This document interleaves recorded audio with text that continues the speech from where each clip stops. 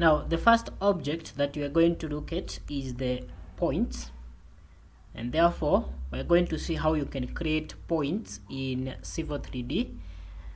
Now let's proceed to the home menu under the ground data, or under the create ground data panel.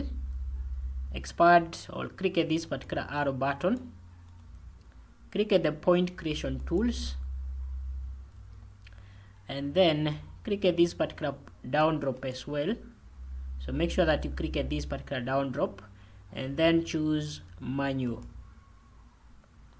Now after you choose manual, in your command line you can specify a location for the new point.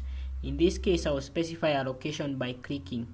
So I'm going to proceed and click, and then once you click, you are prompted to enter a point description. Now the description can generally describe a point.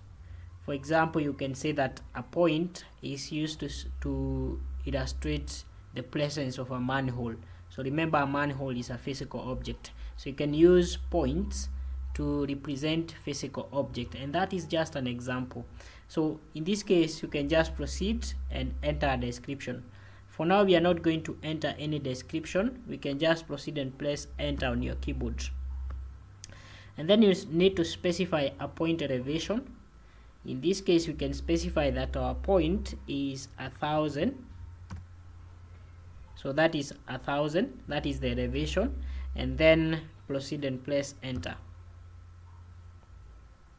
So the first point have been created, and now if you zoom in, you can be in a position to see the point that we have created.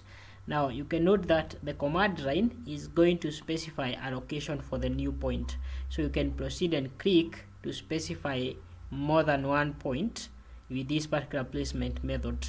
So in this case you can click, specify the description, press enter, place elevation. If you don't want to specify elevation, you can just proceed and press enter, and once you are done you can proceed and press escape on your keyboard, and then you can close the create points layout tools.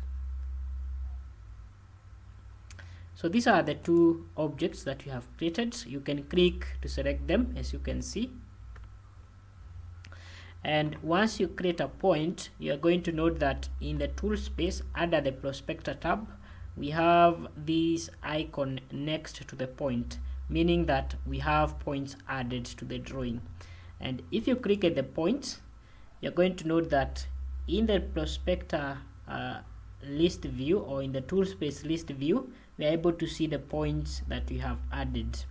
For these particular points, we have the point number, we have the easting and the northing. So the easting and the northing define the position for this particular point. Remember, we clicked to define the position of the point, and where we clicked is actually at this particular measurement for the easting and also for the northing.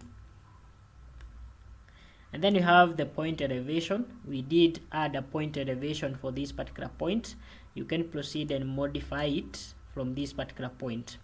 Now for the second point, we never added a point elevation. Assume we wanted to be 1100 as the point elevation. You can proceed and type in 1100 to add that particular elevation. And then you have the road description, and then we finally we have another part here, and we don't have to go to look into details.